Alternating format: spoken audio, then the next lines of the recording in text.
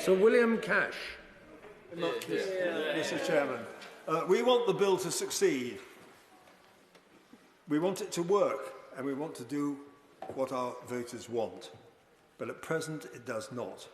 Clause 2, as it stands, does not work, and that is why I shall put my Amendment 10 to a vote, supported as it is by well over 60 members of Parliament. Clause 2 of the bill needs to be amended with clear and unambiguous words and with a full notwithstanding formula, not the one that is currently on offer. This formula has been used throughout our legislative history for hundreds of years, but most recently it's been enacted in our most important domestic and constitutional legislation without opposition, namely in Section 38 of the Withdrawal Agreement 2020. The sovereignty of the Crown in Parliament is democracy and is described in the leading case by the great Lord Bingham, our greatest modern jurist, as the bedrock of our Constitution. Democracy delivers the wishes of the voters who elect us through the legislation that we pass as Acts of Parliament, and it is this democracy for which people fought and died. Nothing can be more important to their daily lives, including illegal immigration, and that is why this issue is so important. But it is also important to stress that genuine refugees are fairly protected, as this country always has, as in the case of Afghanistan, Hong Kong, and so forth. Yesterday's YouGov poll makes it clear how strongly people feel about all this. It is a legal, constitutional, and also, therefore, essentially a political problem. The reason why sovereignty is so fundamental is that the courts recognise that they have a duty to interpret, adjudicate and obey the laws and acts made under that parliamentary sovereignty, where legislative words are clear, express, explicit and unambiguous. Therefore, the use of a comprehensive notwithstanding formula, as in my amendment, would ensure that we make this bill work in line with the intended purposes of the bill and not be frustrated by claims of international law or other contrary law. This bill in its current form will not prevent, as everyone knows, further ingenious individual claims followed by further Supreme Court decisions. The recent Supreme Court judgment itself on the 15th of November 2023, as I pointed out in intervention, makes my very point. It shows that the words in the Immigration and Asylum Acts at that point in time were not clear and unambiguous, but, and this is vital, it seems to have escaped many people's notice that one of the claimants, ASM, an Iraqi, had his claim dismissed in that very judgment because, in the words of Lord Reid, the President of the Supreme Court himself, I quote, "In any event, the principle of legality does not permit a court to disregard an unambiguous expression of Parliament's intention, such as that with which we are concerned," I say to the honourable gentleman on the front bench, "with which we are concerned in the present case." This was emphatically because the retained EU Law Act and related immigration legislation was so clear and unambiguous in that case as to require the court to dismiss the claim of the Iraqi precisely as a matter of parliamentary sovereignty. This Rwanda, of course. Did my honourable friend, who's doing a wonderful job as always in these areas, see the recent briefings that seem to come from the government, that they're expecting a lot of cases under their law and they're going to provide a lot more judges to do it? Aren't they telling us that it isn't going to work? That's right. Yeah. I'm afraid to say that that does appear to be the inevitable inference to be drawn from the statements that have been made. And the worry is that unless the law is completely clear and unambiguous, there's going to be more trouble. And if this bill was to be passed with clear and unambiguous words, they wouldn't be needing the judges that they seem to be wanting to employ, nor for that matter all the fees that the lawyers will accumulate as a result of taking part in some very spurious cases. So, as I've said, the Rwanda judgment is in line with all previous judgments by preeminent jurists in recent generations, and I mentioned but a few: Lords Denning, Lord Reid, Lord Hoffman, Lord Bingham and others. Months ago, I sent the Prime Minister a 7-page memorandum, each line of which set out breaches of international law in almost every jurisdiction in the world, including even the EU itself, the United States, France and Germany, where clearly apparent breaches of international law have occurred and without international sanctions.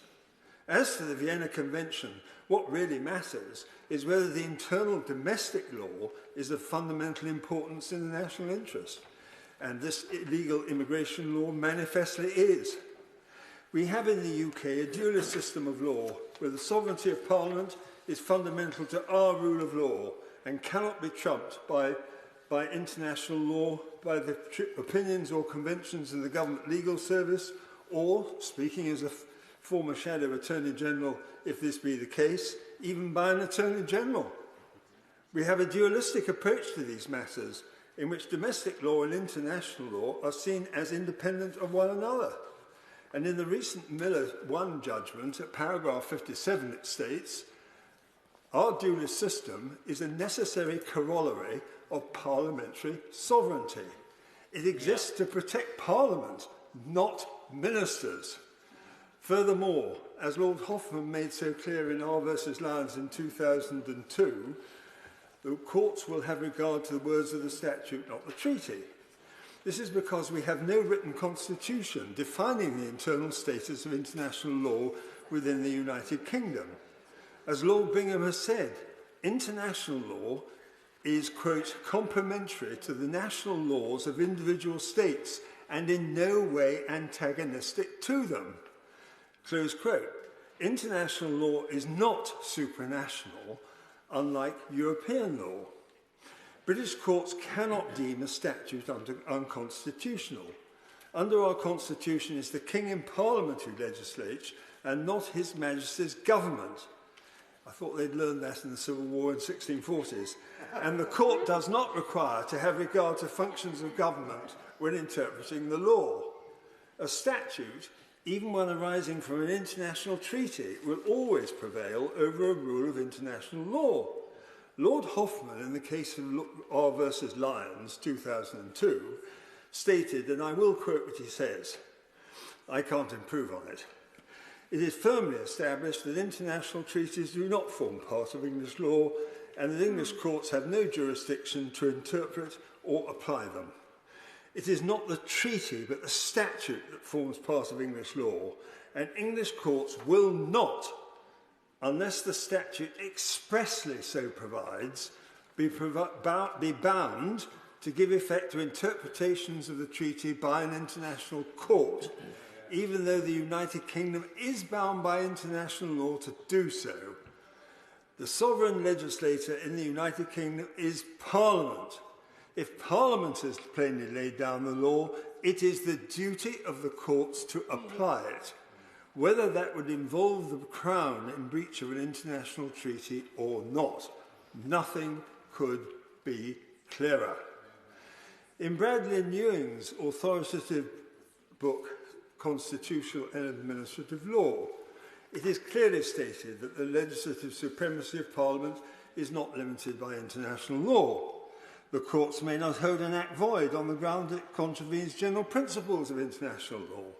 Indeed, the Labour government in 1998 specifically reaffirmed the sovereignty of Parliament in relation to its Human Rights Act, saying it would not seek to quote, would not seek to transfer power from future parliaments to the courts because it would confer on the judiciary a general power over the decisions of Parliament and would draw the judiciary into serious conflict with Parliament. Their own white paper stated, I quote, there is no evidence to suggest the judiciary desire this power, nor that the public wishes them to have it. I do wish the honourable gentleman on the front bench was listening to this, because it's about the Labour Party. This still applies today. Indeed, under paragraph 53 of the House of Lords Constitution Committee report on the 18th of January 2023, the committee accepts that UK domestic law can, and I quote, diverge from obligations agreed by the government under an international treaty and ratified following the Cragg procedures. Parliamentary sovereignty means that Parliament could legislate to ensure that domestic law differed from the requirements of a treaty.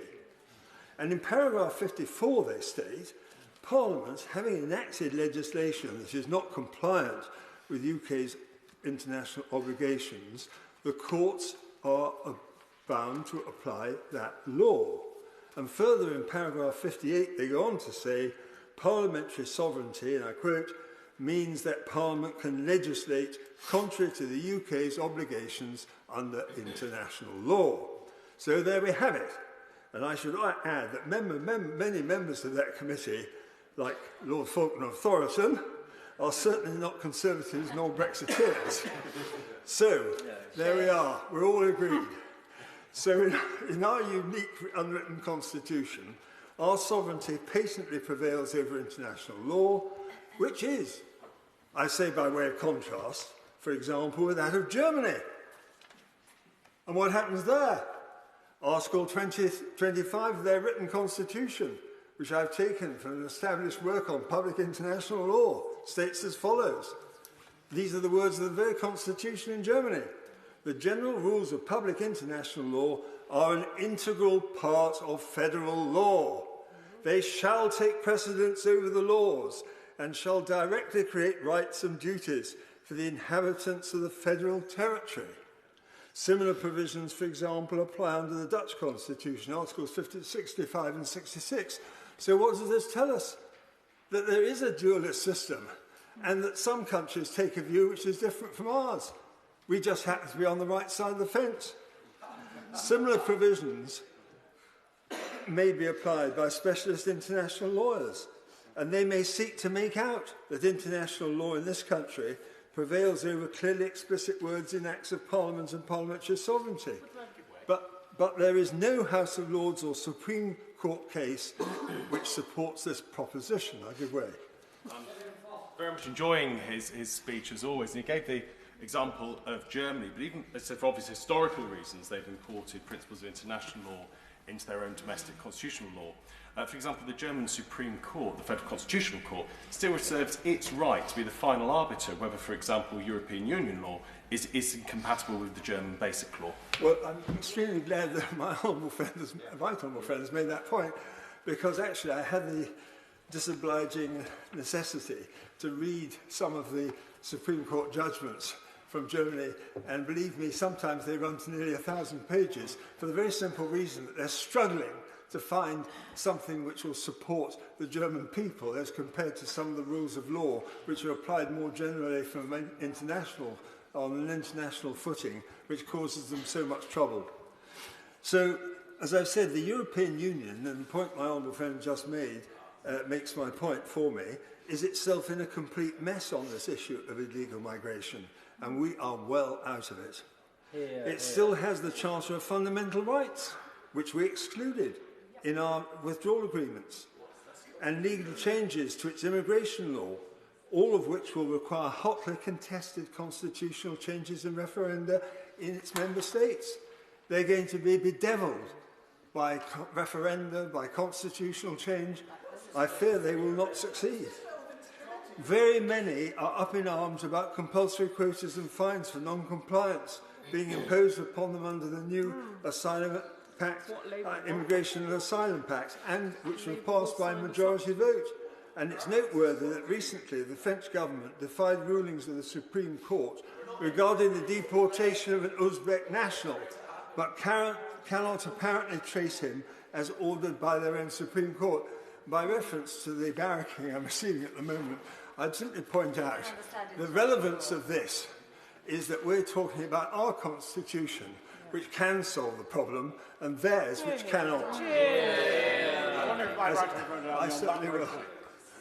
Of course, he's making a compelling argument about the difference between this country and those abroad who failed to take back control when we did. And he will know that constitutionalists from Dicey to Denham, from Lord Wolfe to Lord Somerton, agree with him that this place is supreme and the supremacy of Parliament is at stake as we debate his amendment and this bill. Well, I have to say with all humility, if I may, that it's not so much that I agree with them or that they agree with me, but that this is the law of our land, this is the rule of law as it applies to the United Kingdom. And it is a tribute to the British people that they took that decision in 2016. As I said to the Prime Minister in December's liaison committee meeting, he himself can be a world leader on this illegal migration issue, not only in the EU, but also in the United States, in Canada, in Australia, every country in the world. The International Refugee Convention, among other conventions, is seen as requiring reform. And in Europe, it is clear that they need to change the European Convention on Human Rights, as well as EU immigration law, and the European Union voters are voting with their feet. This bill, nor the amendments are in breach of the present Refugee Convention, as this convention does not prohibit states outsourcing asylum claims and settlements to a third country. Similarly, the European Convention does not prescribe how its rights and freedoms are to be secured. Moreover, there has been, and I quote the words, a fundamental change of circumstances in the increase of illegal migration, criminality and the deaths that these have incurred since the Convention was created. So it is clear that the currently described obligations, as they're put, must take account of this change. We have to keep up with the times. And mass immigration is one of the main issues before all nations. So what is more important? Passing a bill that works and is consistent with the democratic will of the people and the national interest, our constitutional arrangements and parliamentary sovereignty, or supporting the uncertainties and vagaries of international law. Far from diminishing our international reputation, we now have the opportunity to enhance it by demonstrating that we can deal with illegal migration by making this bill work through our own parliamentary sovereignty. And we can bring an end to the deaths in the Channel. It has also been suggested, I have to say, that it is improper and contrary to the ministerial code to bring in a bill which is inconsistent with international law. This seems to permeate the legal establishment of this country. This is nonsense on stilts, because any member of Parliament, any unimportant member of Parliament, as well as ministers, any backbencher can propose legislation, and private members' bills are enacted frequently, as I have to say, even with my International Development Act of 2014. The acceptance by the noble Lord, the Lord Cameron of Chipping Norton, when he was Prime Minister, despite resistance from the legal establishment at the time, that we could refuse prisoner voting, as insisted upon by the Strasbourg Court, is well known and remembered. The former Lord Chancellor and Secretary of State for Justice, the Right Honourable the Lord Clerk of Nottingham, King's Counsel, said that when we refused to accept the, quote, international obligation under the European Court of Human Rights to allow prisoners to vote in elections, he said that, quote, sorry, I mustn't laugh, prisoner voting was a particular political issue. So what about illegal migration? The 2023 House of Lords report makes much of the Ministerial Code and the Civil Service Code, stating, and I quote, that while Parliament is ultimately responsible for the form of any legislation passed, the preparation and introduction of government legislation is an executive action for which ministers collectively are accountable. They then go to reaffirm their disquiet about the constitutional desirability of Parliament legislating in violation of UK international obligations. But they ignore the principles of parliamentary sovereignty, where words in acts of Parliament are used and are clear and unambiguous. And moreover, the Ministerial Code is a convention, not legislation. The words in that code some 10 years ago did, once upon a time, state that the Ministerial Code included the words, quote, an overarching duty on ministers to comply with the law, including international law and treaty obligations. But these were expressly removed from the Code in 2015 by the then Prime Minister. The current 2022 Ministerial Code under the present Prime Minister simply refers to the law. This is no accident. The government has declined the Lord's invitation to bring back the words, quote, international law and treaty obligations, and I would say quod erat demonstrandum. The House of Lords Committee also suggested, in reference upon a Court of Appeal case of the Gulf Centre for Human Rights against the Prime Minister in 2018, and a statement 5 years ago by the noble Lord and distinguished Lord, the Lord Folkes KC, that the Ministerial Code still requires compliance with international law obligations. However, I have to say, the Court of Appeal, sadly for them, did not deal with the issue of parliamentary sovereignty, which would be combined with the use of words clear and unambiguous, and in any case did not concern an Act of Parliament. Failure to pass a bill to effectively deal with illegal migration has led to vast public expenditure, billions on services including healthcare, education, social care, housing, infrastructure, planning, just to name a few, not to mention millions and millions on hotel bills. This is why people are so cross, as well as the fact of illegal migration. There is no reason whatever why this bill should not expressly and clearly exclude international law for and within the reasons I have given. It is an affront to Parliament and to the courts to suggest otherwise. I therefore ask that my amendment be voted upon and passed by the House, and I strongly urge the government to note the sheer anger and frustration demonstrated in opinion polls and public concern that we get this bill right and make it work. If not, this anger will continue up to and including the general election. Would it not be wise for the government to reflect on the position, and that it would be better and wiser to come forward with their own amendments and use our majority in line with our manifesto, granted to us by the general election in 2019 and in the national interest, and for the sake of all Conservative members of Parliament whose seats will be so at risk if we do not do so. Yeah.